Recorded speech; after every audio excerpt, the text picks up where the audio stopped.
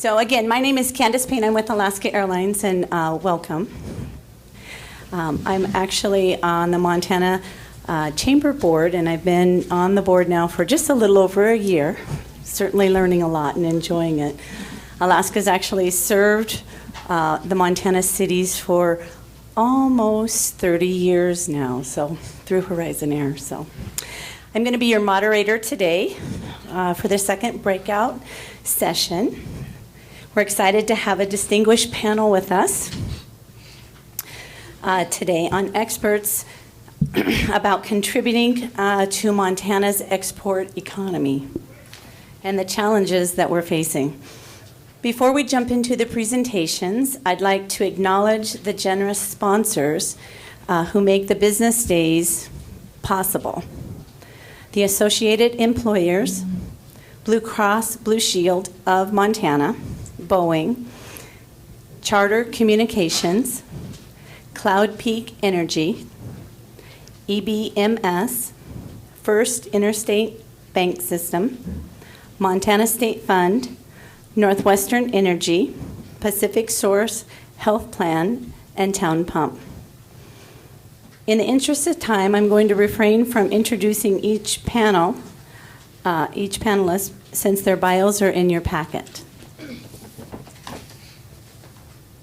The first panelist that I'd like to invite to speak is Joe Ritzman, and he's with SS Marine, the developer of the proposed Gateway Pacific Terminal at Cherry Point, Washington, up to the podium to visit with us about the important Pacific Coast ports and terminals to the interstate and international commerce.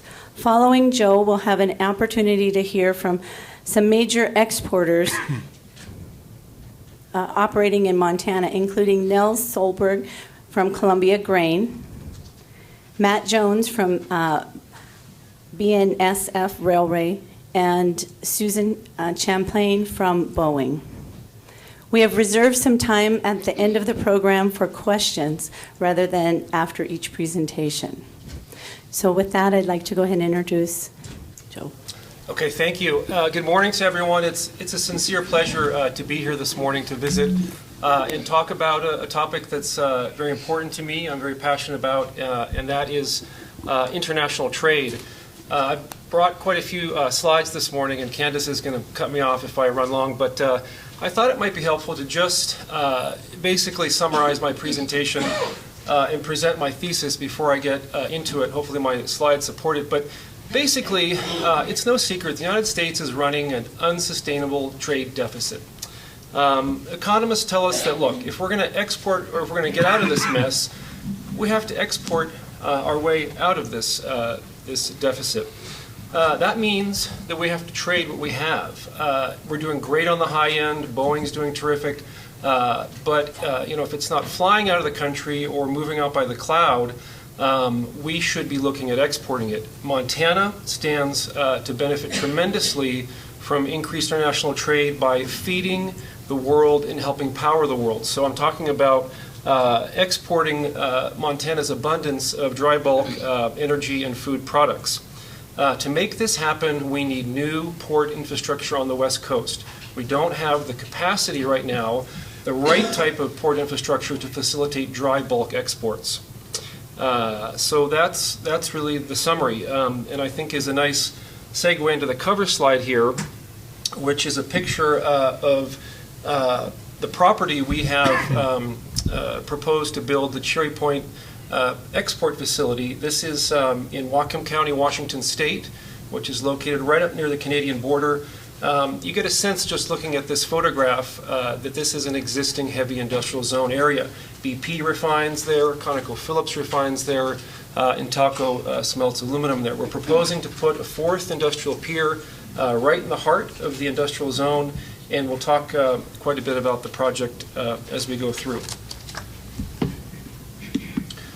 So we'll touch a bit on who we are, and then look into this trade imbalance, what's driving it, and how we might address it through particularly the export of dry bulk commodities that are in demand in Asia, and then talk specifically about how the Gateway Pacific Terminal could accomplish accomplish this, and then look at really what's at stake for states like Montana that are landlocked, that need market access, and really what Montana is doing to support projects like this. SSA Marine, we're based in Seattle, Washington. We've been in business for 65 years. A privately held company that has grown to be one of the largest marine terminal operators in the world. We have over 220 cargo operations in 10 countries with 13,000 employees. Our core business is the movement of containers. We'll be talking about that a bit.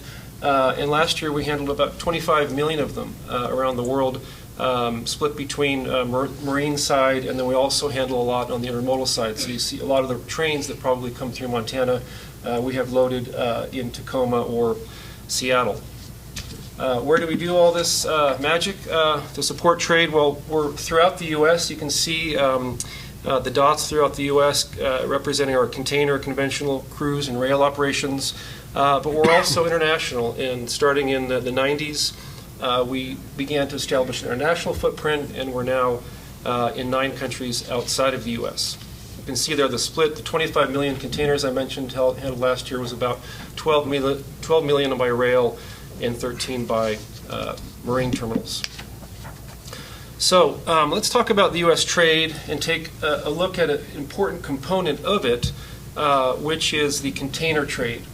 So in a nutshell, we import port system-wide in this country about 1.6 million containers per month.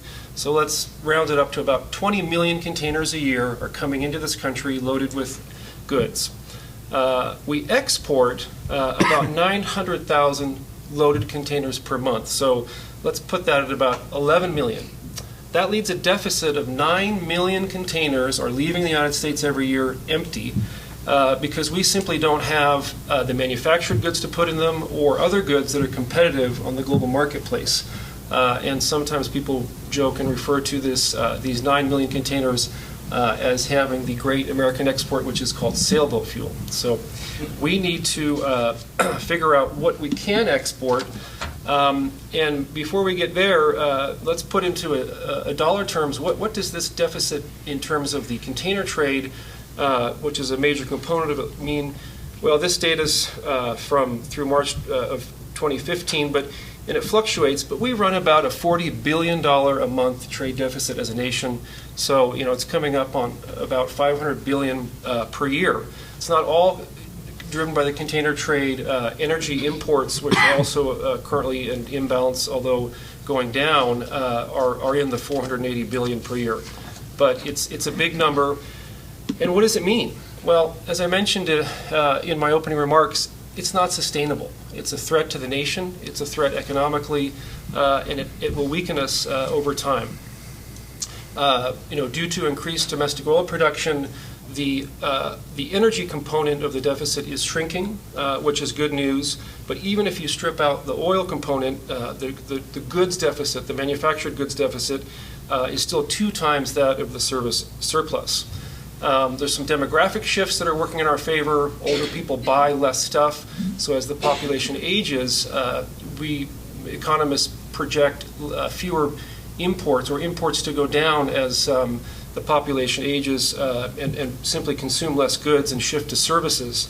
But that's not going to be enough to make the difference.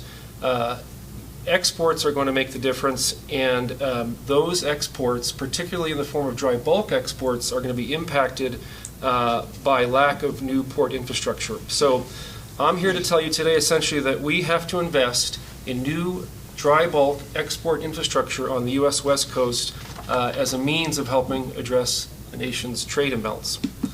Well, what can we competitively export? How do we reverse this trend? Well, we have to look at what we have comparative or competitive advantage for, and the list there really reflects it. On the left side, you can see on the container side, what's already moving in containers, U.S. exports, is very low-end material typically, scrap metal, paper products, rawhides, etc.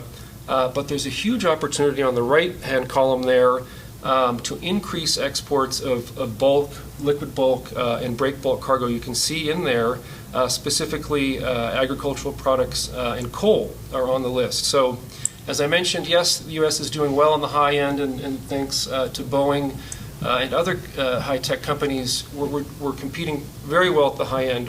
What my point is we need to fill out our trade portfolio by figuring out how to give the world, sell to the world, these dry bulk commodities that are listed on the right side there. So what does the dry bulk trade look like? How do we facilitate it? I just thought it would be interesting to look at a couple of pictures of what these vessels would look like. I like to think of these, the vessel on the top left as what I call a $20 million ship. Why a $20 million ship? It probably costs $200 million to construct, but that is a Cape-size vessel, which means it's too big to be locked through the Panama Canal, has to go down south around the Cape, and it's capable of carrying 200,000 deadweight tons of cargo.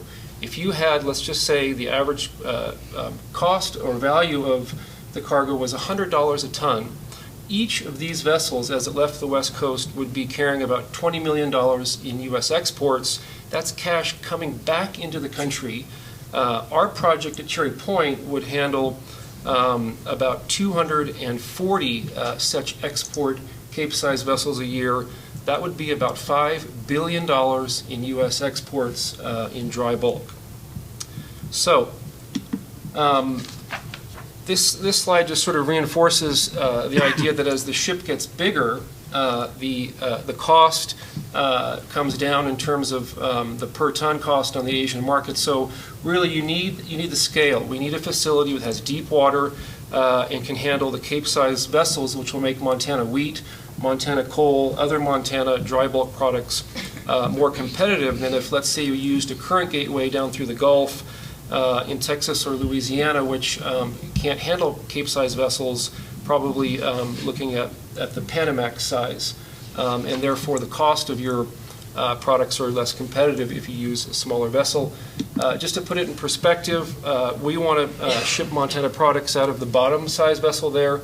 And I just thought the scale here to see the difference in size really puts in perspective why you want to go for a facility that can handle the largest class vessel out there, which is the Cape size. So let's segue now into our project, which is proposed in Washington State, that would do just this. It would connect landlocked states in the northern tier to Asian markets by a new facility on the U.S. West Coast.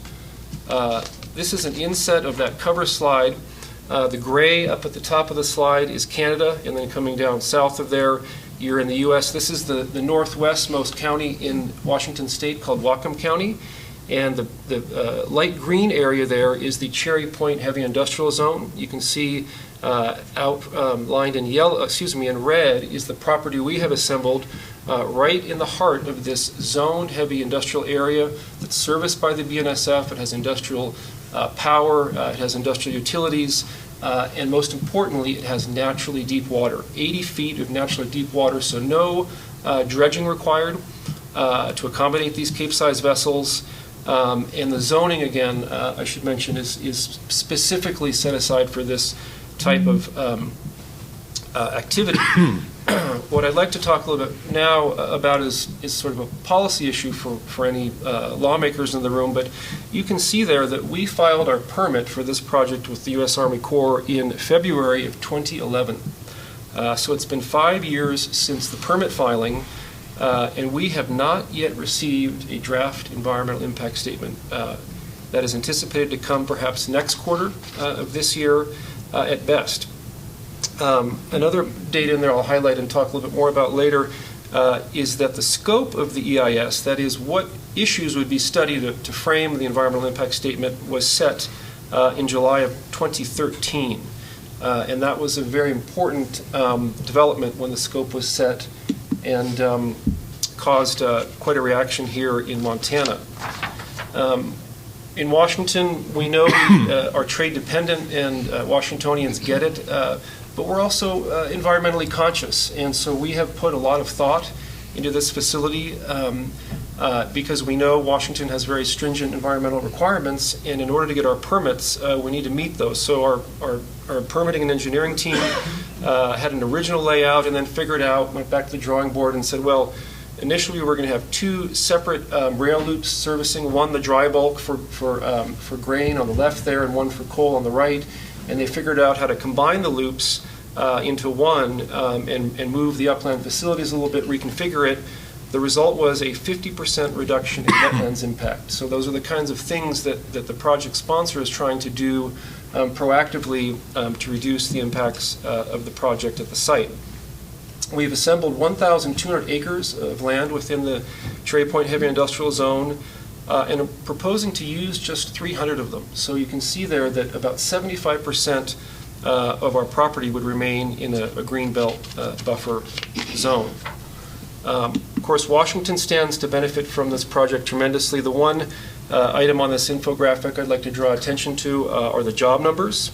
The project, during its construction phase, would create 4,430 jobs in a county in Washington state that is in desperate need of them. During the operation phase, it's estimated there'd be 1,250 jobs created on a permanent basis. It turns out that these jobs up at Cherry Point are of extremely high quality, and that the Cherry Point Industrial Zone supports a very important job ecosystem up there. There was a study done by a professor at Western Washington University that really surprised folks that Cherry Point and the industries that are located there, they only account for 2.5% of the jobs in the entire county, but it supports 2.5% of the jobs, but 15% of the wage base. 15% of the entire county's wage base is supported by the Cherry Point Heavy Industrial Zone. Why? Well, it turns out that these jobs average about $114,000 a year, and so we're proposing to layer on top of that an additional 4,400 during construction, 1,250 during operations, as I mentioned. I also said that these jobs are needed in that part of the state. Down in King County, in Seattle, where I live, things are great. We are experiencing a boom in construction, and IT is flourishing. But perhaps like Montana, there's a dichotomy where there's other parts of the state that are not benefiting from those trends. And so these jobs are, as I mentioned, very much needed and wanted up in Whatcom County.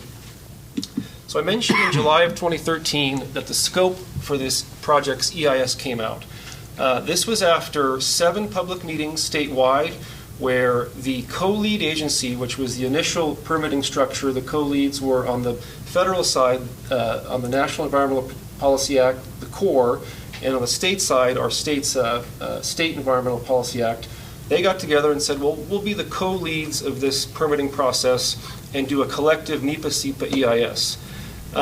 In July of 2013, when the Washington State Department of Ecology announced the scope for this project and said that we want to study the impacts of this project from the mines or the farms of Montana, the railing impacts all the way to the coast, the impacts at the terminal itself, the impacts of the vessel transportation outside of U.S. waters, and the ultimate consumption of the product in Asia.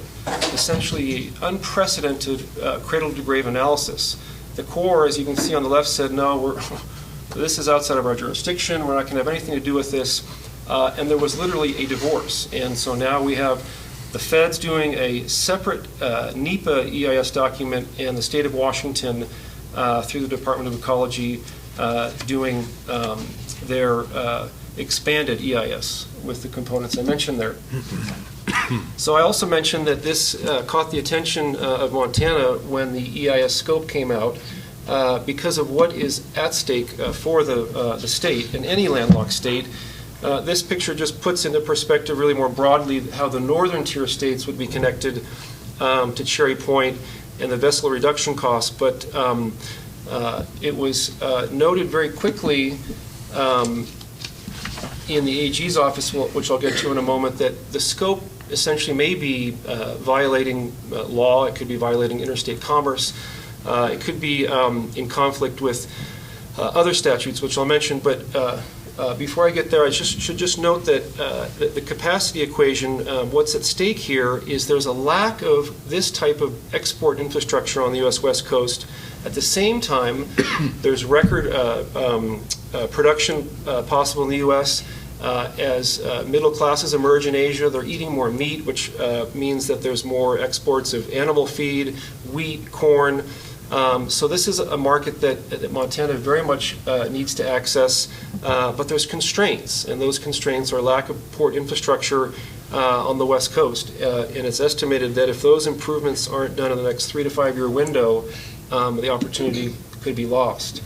On the coal side, we know that the state would benefit tremendously. There was a study done by the Bureau of Business and Economic Research showing if you did 100 million tons per year of coal off the U.S. West Coast, it would result in those quite dramatic numbers, 277 million in increased tax revenue for the state, 7,300 new jobs, and almost 300 million in new wage income.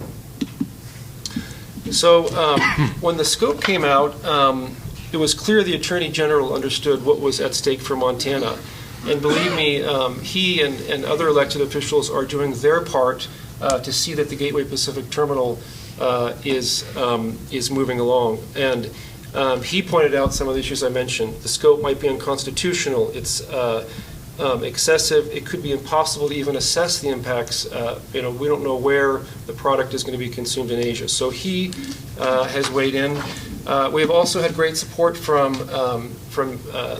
Senator Daines, who's been to the site, and he has been extremely helpful, and Congressman Zinke has also been to the site. I should have a photo here of Webb Brown and Glenn Opel. The Montana Chamber has been very supportive, and they have all been to the site. Labor here in Montana has passed a resolution in support of the project, so they get it, and we're getting good support from them. And my final slide, I'll conclude with a fairly exciting development that in late last year we brought on new local partners who get it, and those are Cloud Peak Energy and the Crow Tribe, which collectively now have a 49% stake in the Gateway Pacific Terminal. So I hope I supported my thesis with that fairly quick presentation, and Candace is nodding that my time is up, so I want to look forward to any questions later. Thank you.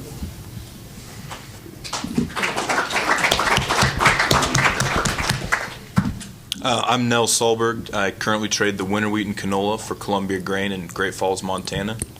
My presentation is going to be more of an outline of what Columbia Grain does from the interior to the export facilities, a little bit about the grain handling business, and then I will get into some export numbers, some Montana production numbers, countries we're exporting to currently, and that should be it. First of all, who we are. Columbia Grain was founded in 1978. We're currently one of the largest volume wheat exporters in the Columbia River District. We're headquartered in Portland, Oregon, with regional offices based out of Great Falls, Montana, Wilma, Washington, and Minneapolis, Minnesota. We own and operate over 60 grain and pulse handling facilities, total storage capacity over 1 million metric tons.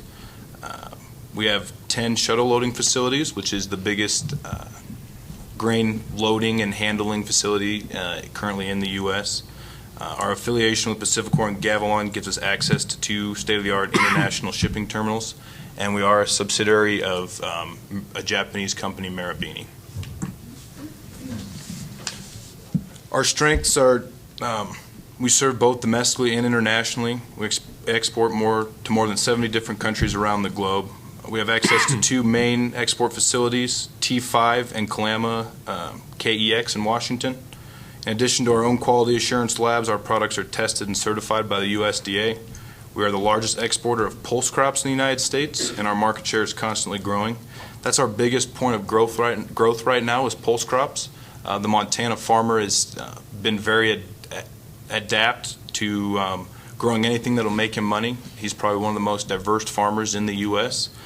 We grow anything from wheat.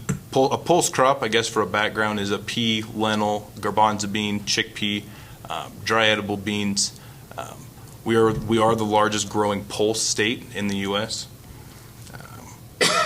We control our product from the farm to the export, or to the table, as we like to say. Those pulse crops are, once they get to our processing plant, are a final food destination. As wheat, you get it, it becomes milled, etc. the pulse crops are going into bags, totes, and then they are being distributed into smaller countries, India, China, and then those are being sold directly out of a bag as a food source. So being certified is an extremely big deal. Here's a map of all of our facilities. As you can see, Montana is one of our biggest concentrations. We have 7 shuttle loaders in the state. 2 of our brand new facilities are on the Canadian border in Sweetgrass, Montana, up to western Montana, north there, and then Plentywood, Montana, the far east. Plentywood is probably the most diverse pulse growing region in the state, between lentils, green peas, yellow peas, and then durum wheat and spring wheat is the main things that are growing up there.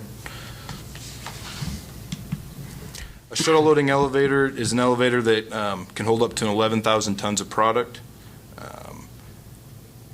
110 cars is a shuttle, as Matt will kind of get into that, I'm sure. 110 cars is the biggest on the market right now. We've seen a big expansion into that in the state of Montana. We currently have 7 of them, as I said earlier. Our competitors, EGT, UGC, Gavilon, who is a partner of ours. Total, I think there's 20 to 21 shuttle loaders in the state right now. Quite a bit of growth in the last 5 years. Our processing facilities, we have 10 throughout the system, 5 in Montana. Those are located in Tiber, right outside of Chester, Montana, Wolf Point, Montana, Chinook, Montana, Plentywood, Montana, and then Wilma, Washington are our main 5 ones. At these facilities, like I said, we clean, sort, and package the grains and pulses for each customer's need. These are going out on box cars and totes, 50-pound bags, 100-pound bags, and then loaded out in containers at the port. These facilities allow us to create the best product for the customers around the world, and we're currently exporting to over 70 countries. All of these processing plants are HACCP compliant, and we have obtained SQF level 2 as well. So these are the export facilities that we primarily ship all of our wheat to. I have a breakout of what percentage of our Montana handle goes export to compared to domestically in a later slide. But at these facilities, as was just discussed, these are loaded out onto those vessels and shipped across the world. P&W origination, 99% by rail and barge.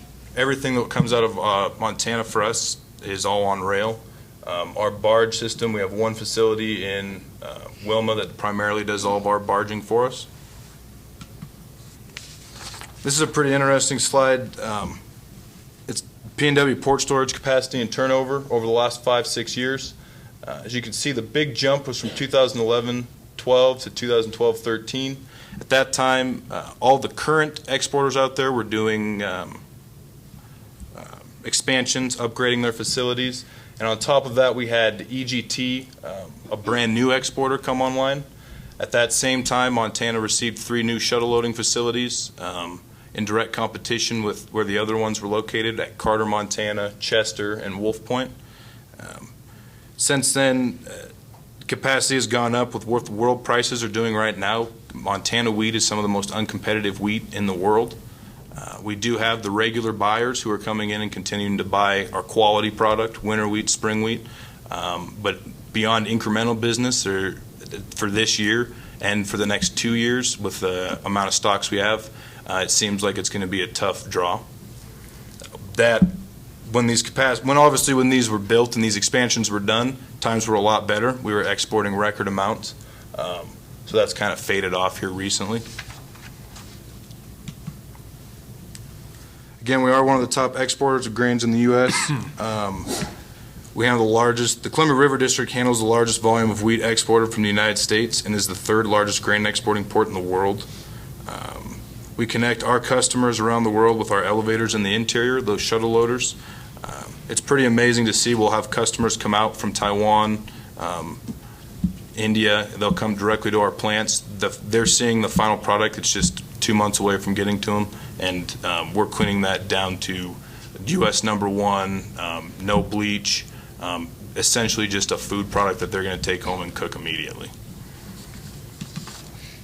This is Montana production over the last 5 years. It's in bushels. A bushel of wheat, peas and lentils all weigh 60 pounds, just for your reference. Canola, 50 pounds, flax, 56, corn, 56, barley, 48.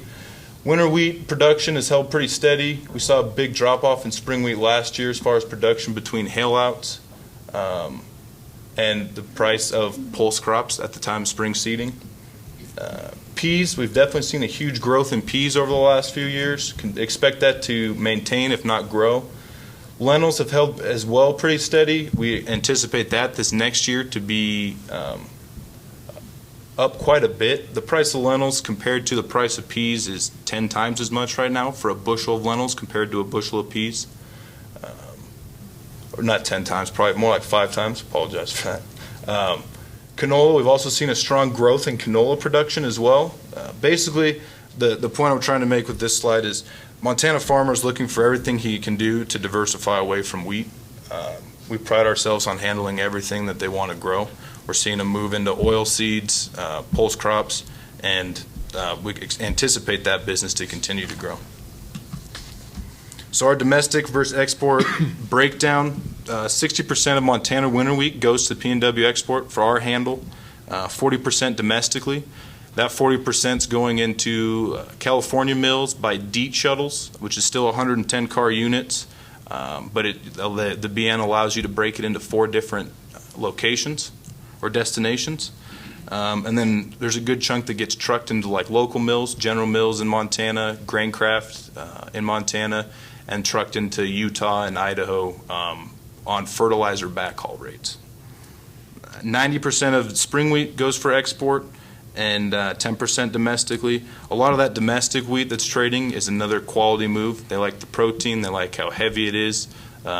It's definitely a Montana quality wheat, just kind of like the export incremental business is continuing to go based off of the quality.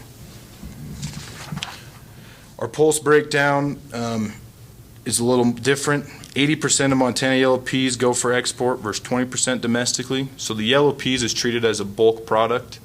It is shipped on 110 car units and then loaded on these max vessels, primarily into India and China. Most of the domestic market for yellow peas is made up of pet food companies, actually. 99% of the green pea production goes to P&W for export, about 1% trades domestically, and then lentils and chickpeas, about 90% goes to P&W for export, 10% domestically. The green peas, lentils, and chickpeas, all of that is primarily traded in containers. Whether that's bulk product or in totes and bags, it's traded in containers through Seattle and Tacoma. We are a unique supply chain with quality control every step of the way. Our facilities match better with market needs because we communicate directly with the buyers and the farmers. We pride ourselves on we're one of the only trade groups that is actually in Montana trading the wheat. Most all of our competition is located, their traders at least are located in Portland, Seattle, Minneapolis. So we do feel we have a boots on the ground essentially with the farmers. We have strategically located our facilities through North Dakota, Idaho, and Montana to take advantage. Winter wheat, spring wheat in Montana is primarily it, and then in the Wilma region it's white wheat. Candace is giving you the notice. Hurry up. These are the main countries our wheat is traded into by bulk. I'm going to speed things up. Again, our pulse crops is continuing to grow, and our large temp processing facilities. Our most recent purchase in 2015 was Walhalla Bean Co., moving into the dry bean industry. The Pulse products are a brand, so the Walhalla brand was very strong. It's a Rough Rider brand of beans. That coupled with our Pulse brand, we've seen a lot of growth in those two areas. This is an interactive map of the main countries our pulses are traded into. And then other, not in Montana, but throughout our North Dakota region, we do a lot of corn and soybeans as well. We have 4 shuttle facilities out there that are Minneapolis office trades. And canola, like I said, is something that's growing in Montana. North Dakota is the biggest canola growing state in the U.S. Montana is the third biggest as of last year, and we have seen most all of that trade domestically, but recently we did just trade about 2,500 met tons in containers into Nepal 2 months ago. So we expect that to continue to grow. So, and then I just left a strategy slide, and that's it.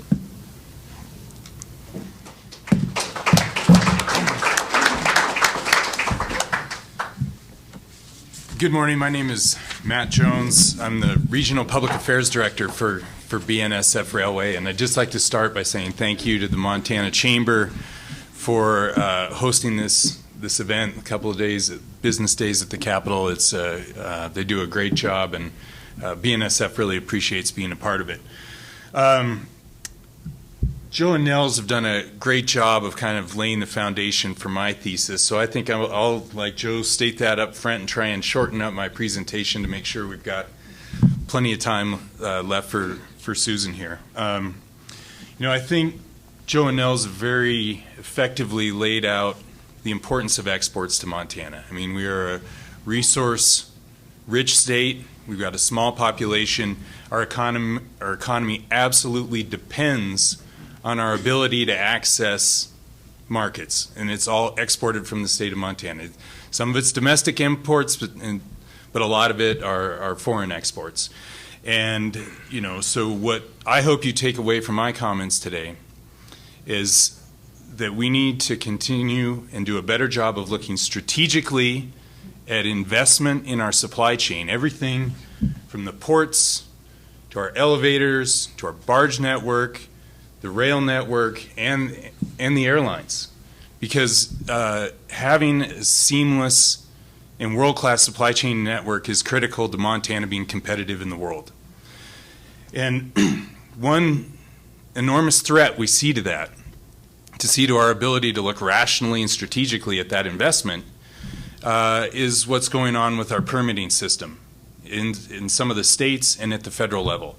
And none of our partners that we're involved with want to see a short-circuiting of that process. We understand there are important environmental and other regulations that need to be adhered to, and we need to go through environmental impact statements and all of that.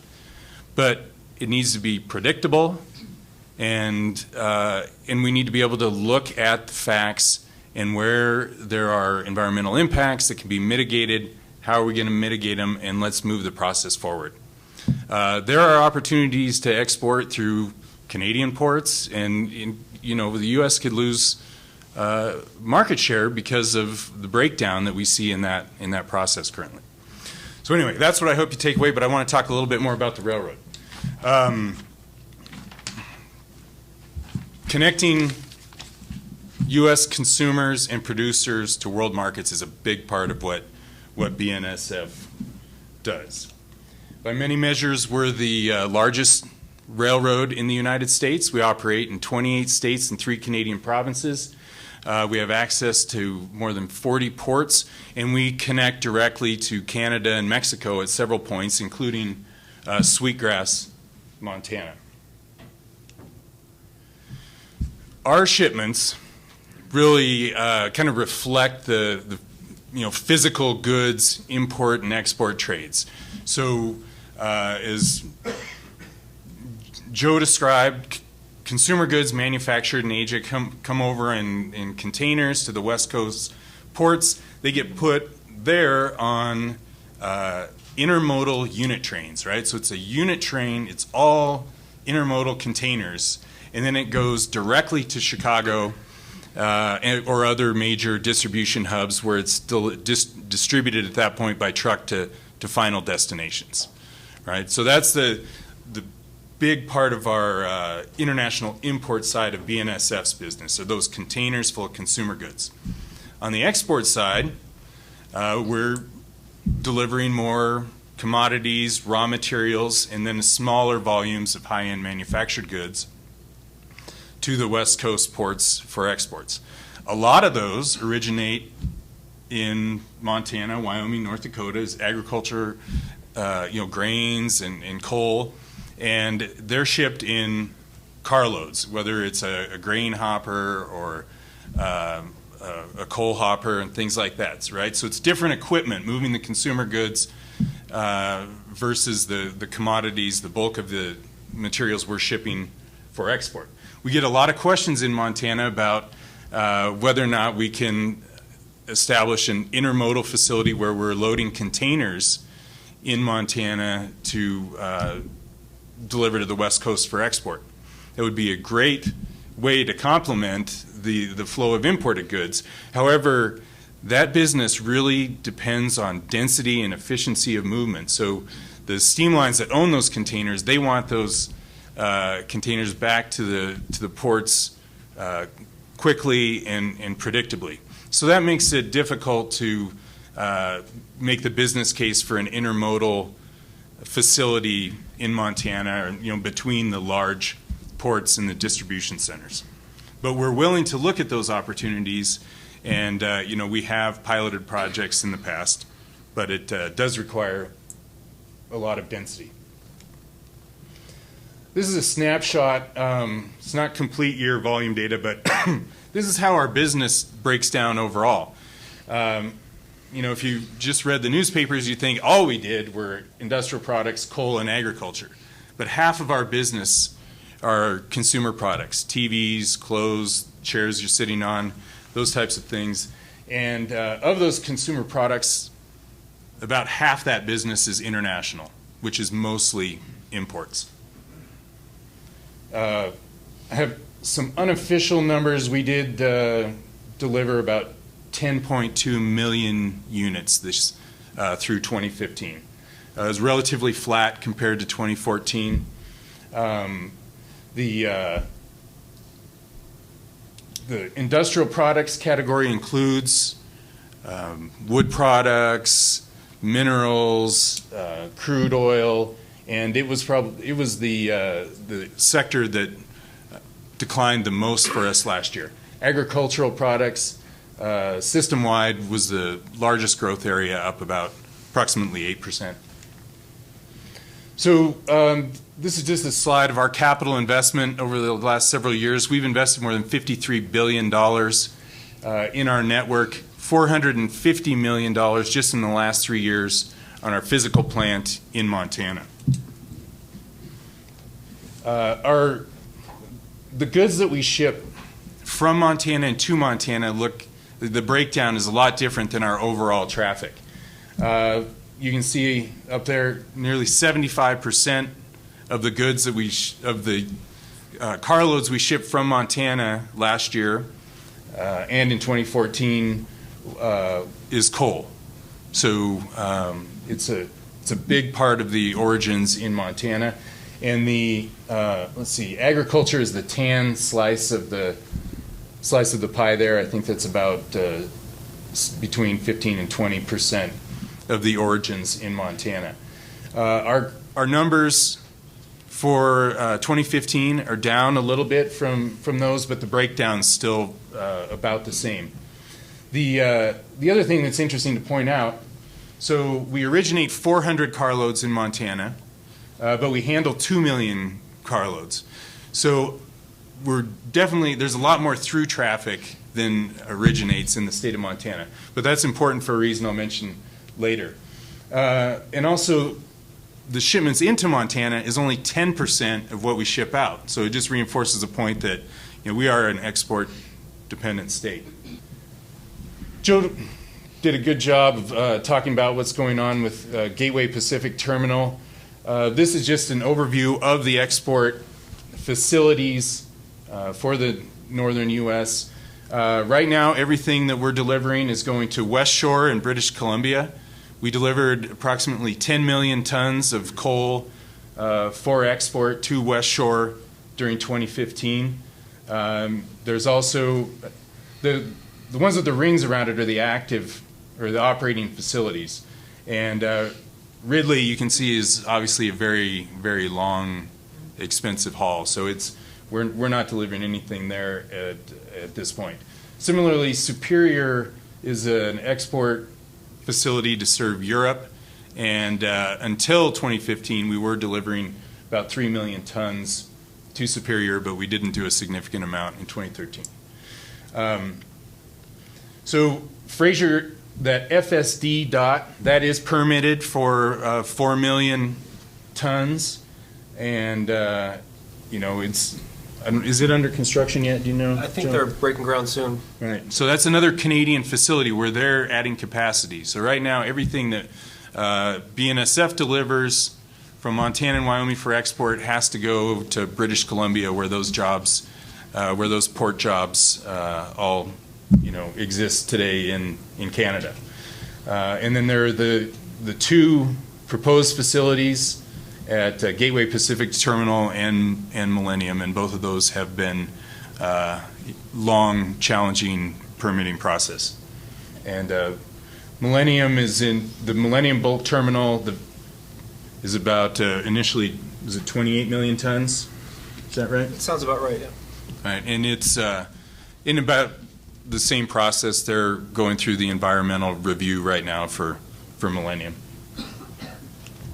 And here are the export terminals that Nels talked about, and he also mentioned that there's been a significant amount of investment in those facilities during the last 5 years, with EGT being the newest facility.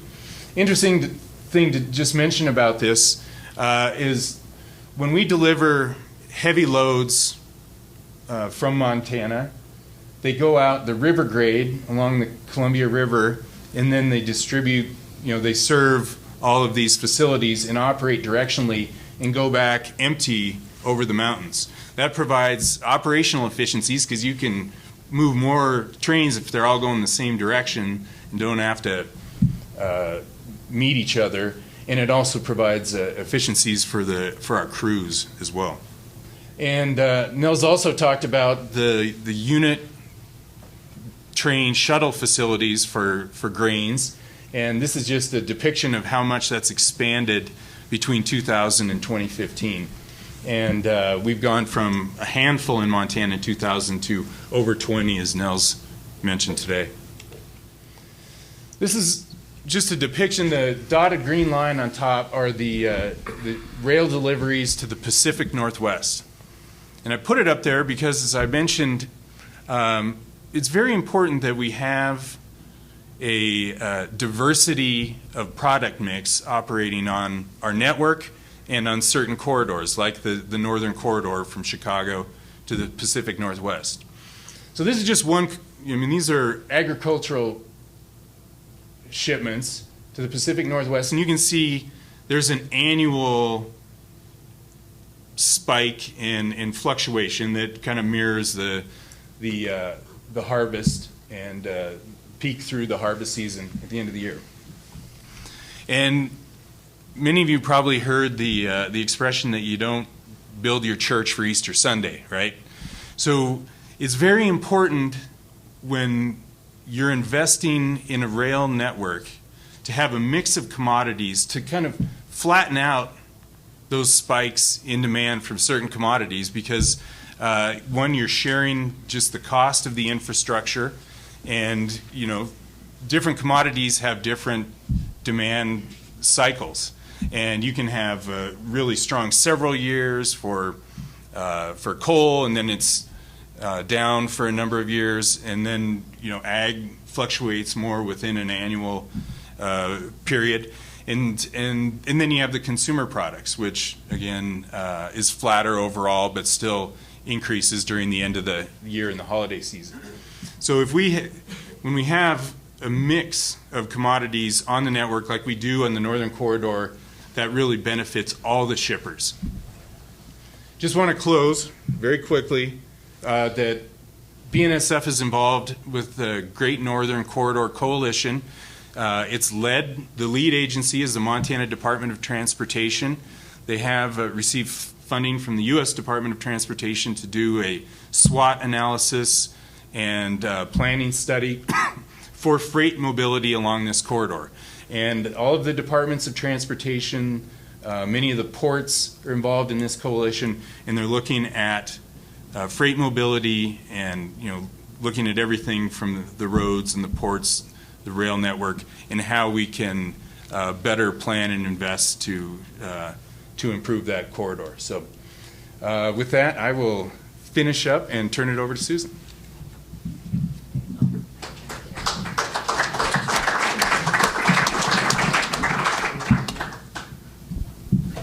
Got it? Yep. All right. Thank you.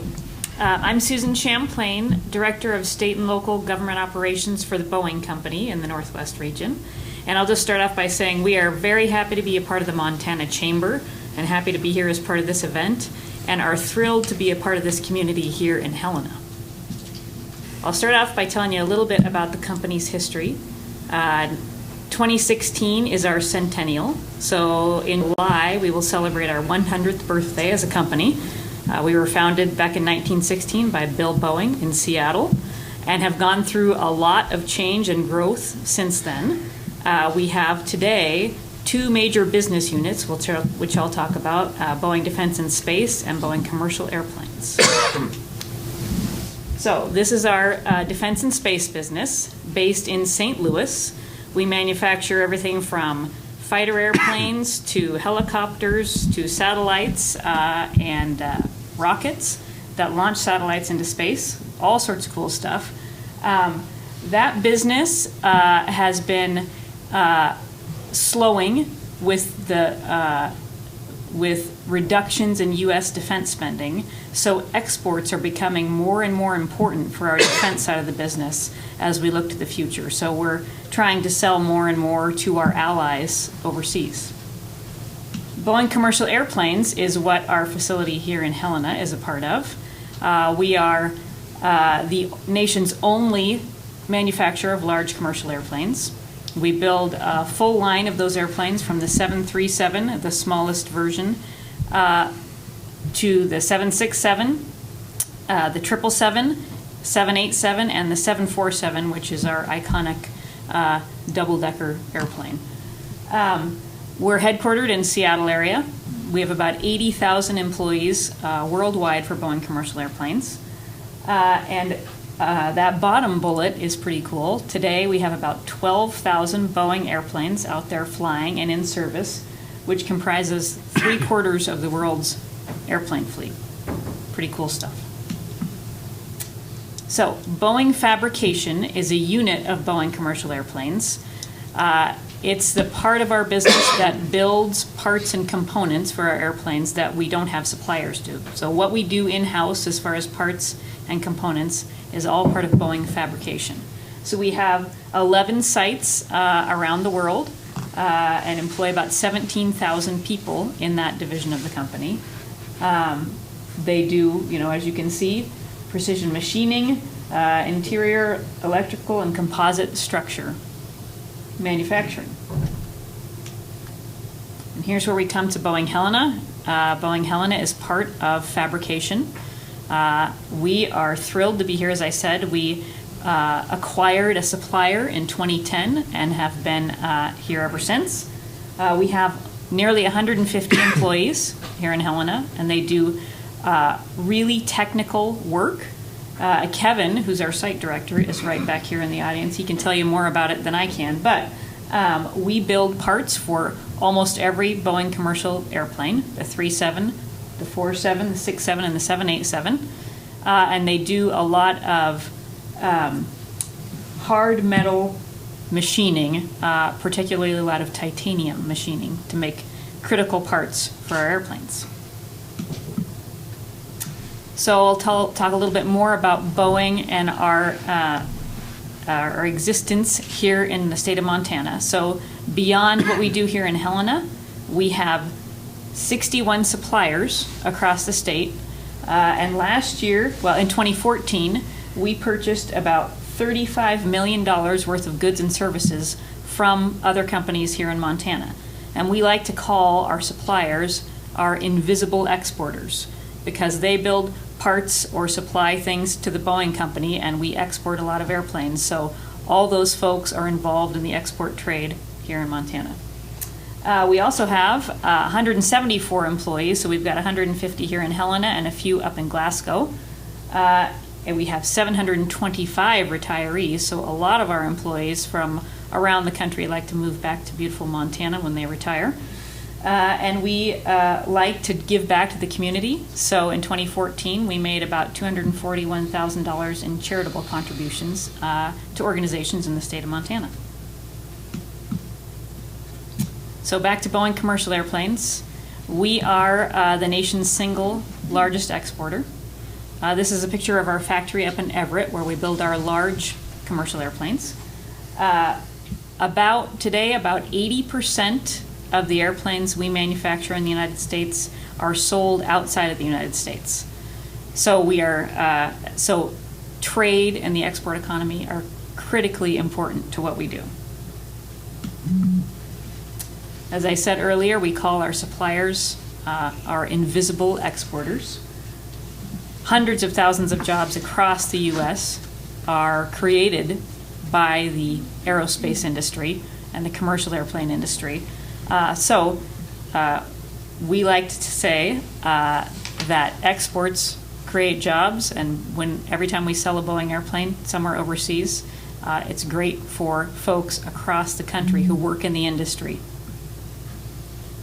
So here's a little bit about the aviation industry and its reach globally. There's some pretty interesting statistics here. So in 2014, airplanes carried 3 billion passengers around the world.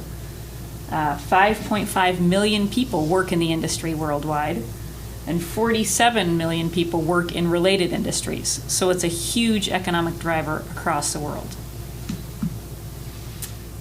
Every year at Boeing, we do what we call the current market outlook.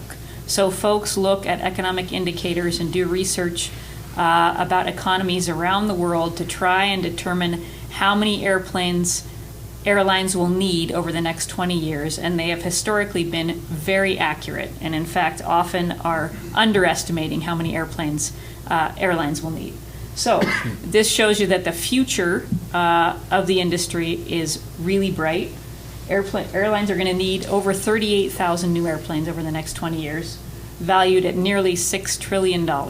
So it's a huge industry.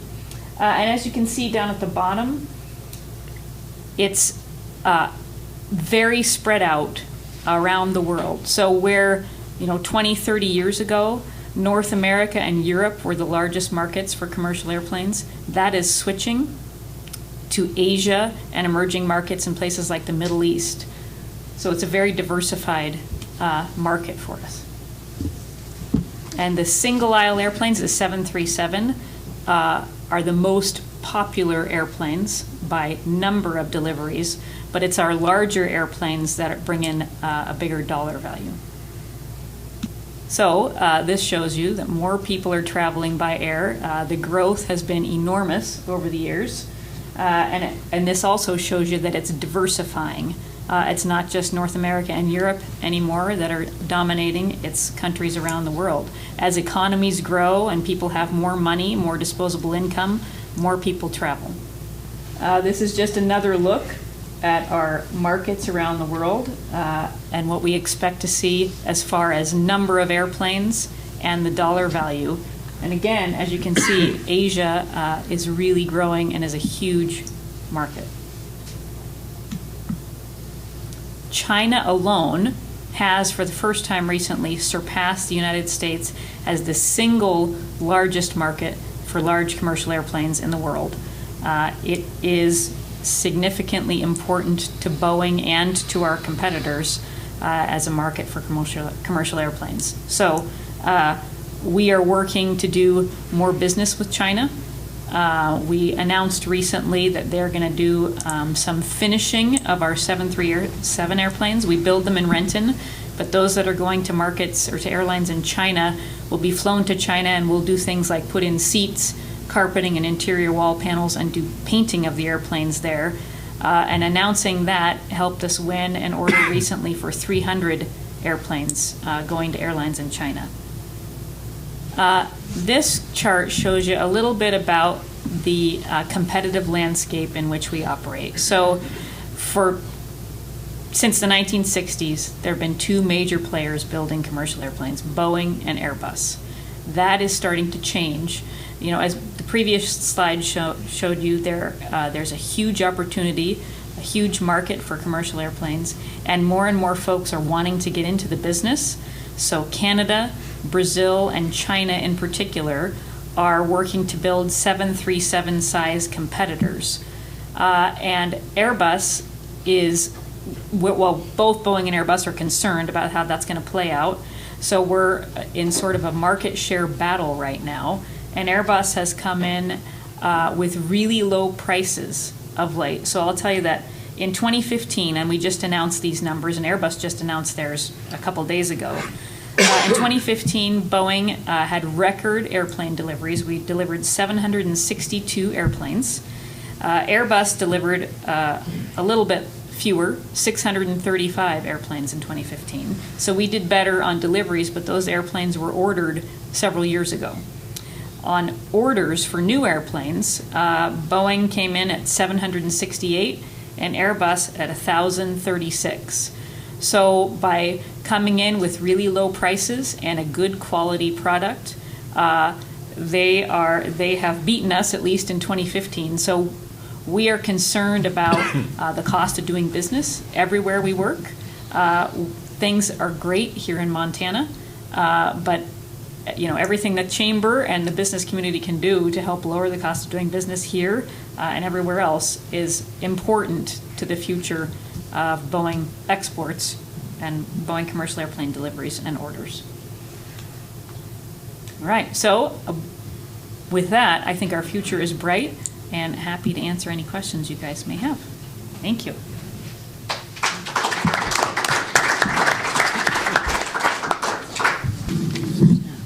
Wow, lots of really valuable information. I'm going to open it up to questions from the audience.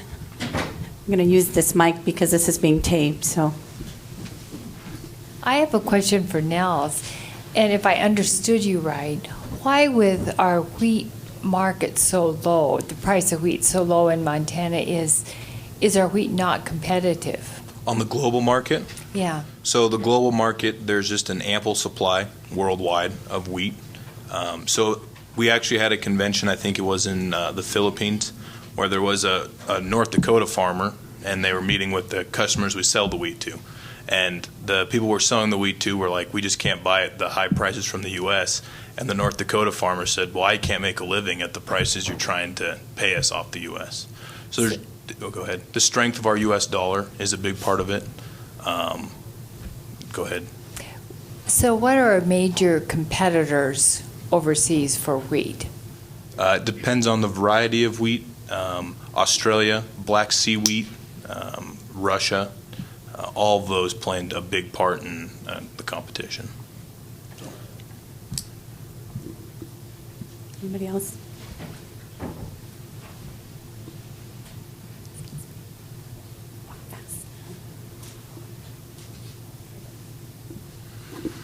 Thanks. Joe, you've obviously got a permitting problem, and yet there are a number of offsets, positive things that affect the state here, and you're here to get the support of the state, no doubt, with regard to that. So what's the problem? What's the problem in Washington? Well, I think when Matt characterized the permitting processes for the two facilities as long, challenging processes, he was being kind.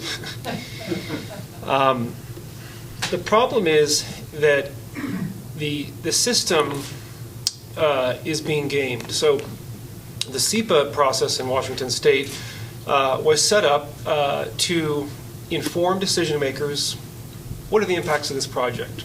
Let's study everything. Let's study the impacts on people, plants, water, air quality, and get a scientific document, and then we can look at, informed decision makers, should we permit this project or not. What's happened is opponents of new infrastructure, and let's take Washington State, for example, have realized they can use the permit in lack, with the vacuum of policy on, let's say, a U.S. export policy or U.S. ports policy. Opponents are frustrated, so they try to use the permitting process almost to frame policy or to at least slow down projects that they don't want to see come through. So the system is not working as intended. Matt mentioned north of the border in Canada, they're permitting new projects. Why and how? Well, they have a different approach where it's coordinated at a federal and a provincial level, and they have a shot clock on their permitting process. So if you put in a permit application in British Columbia in 2 years, you will get an up or down. 2 years. That gives certainty, that gives predictability, and it attracts foreign investment. In Washington State, the lack of a shot clock, the lack of any sort of accountability for regulators allows these processes to just drag on. So that's what's happening. The process isn't working. It's being used as not initially intended. Appreciate that. So what can we do in Montana to help Washington straighten out their permitting process? Well, as I mentioned in my presentation, Montana is already doing a lot, and I would again go out of my way to thank the support we've received from your congressional delegation, from your Attorney General, from the Montana Chamber. Montana is doing everything it can to point out that what's happening in Washington State is potentially violating interstate commerce. The framers set up the Constitution such that states couldn't block trade among states for a certain reason, and if Washington State insists on slow walking permits because they don't like a commodity, they could be violating federal law. So it sure seems that this is headed maybe towards the courts, and you certainly have to assume that the courts would be inclined to favor the side of exporters in Montana, that you can't just have an open-ended permitting process. So sort of a long-winded way of saying you're doing what you can do. It's having an impact. The legislators in Washington, the more they hear from Montana voices of the jobs back here, the importance of market access for landlocked states, the better off we're going to be in Washington State. So I would just say let's keep those voices coming. In Washington, we need Montana voices to continue to be heard in Washington State about the importance of exports. And the commodity products are coal and oil that are a problem. Well, I don't know to the extent that is some of the crude coming to the West Coast from Montana. I guess then yes, oil's in there. Okay, so it's energy. What's happening on the U.S. West Coast right now is a battle over energy exports. And there's very powerful factions that do not want to see the U.S. West Coast engage in energy exports. But you're right; it's persecution of commodities. Anybody else? I have one more question.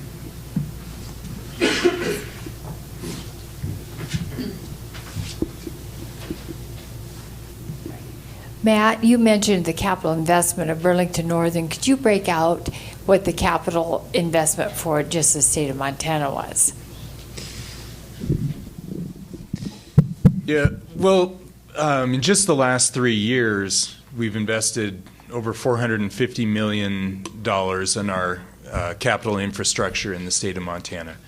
And a significant amount of that went for expansion. We've added a lot of capacity all along the northern corridor, and we did a significant double track project east of Glasgow, Montana, into North Dakota. We added a lot of sidings. Those are the parallel tracks that allow trains to get over on a side track so they can meet and pass each other. And then it just costs a lot to maintain the network in the the top-notch state that we expect it to be in.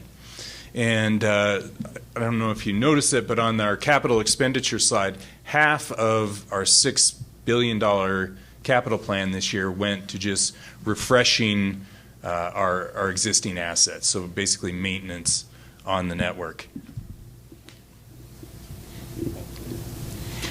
Susan, what does transportation in Montana as a factor of the cost of goods, how does it compare to other states? And what other factors in the cost in Montana, what should we be looking at from a policy perspective to make sure we're staying competitive here? I don't know the answer to the transportation question. I think we use both truck and rail to get our parts from Montana to Everett and Renton. We also work with BNSF. I know that all of our 737 fuselages come from Kansas via BNSF to our Renton facility. So it's important, but I don't know how our costs compare here with other states. But as far as the cost of doing business here, I think we're very pleased with the way it works for us. That's why we're here, and hope to stay here for a long time. So, thank you. There's nothing in particular we need to change at this point in time. Anybody else? Nope. Well, it looks like we're ending right on time. Of course, being in an airline, we like to be right on time. And railroad. And railroad. And I might add, Alaska Airlines, 100% Boeing, so we're very loyal. We appreciate each and every one of the panelists today. It was really valuable information. This is an important topic. We're at it's a challenging time with regulations and changes and some hurdles, but I'm confident as we continue to talk about this and work together, across states, across, different venues of companies, and we have the opportunity to move it forward where we all benefit. So again, thank each of you for being here today, and thank you for coming, and we appreciate it. So we'll see you at the luncheon.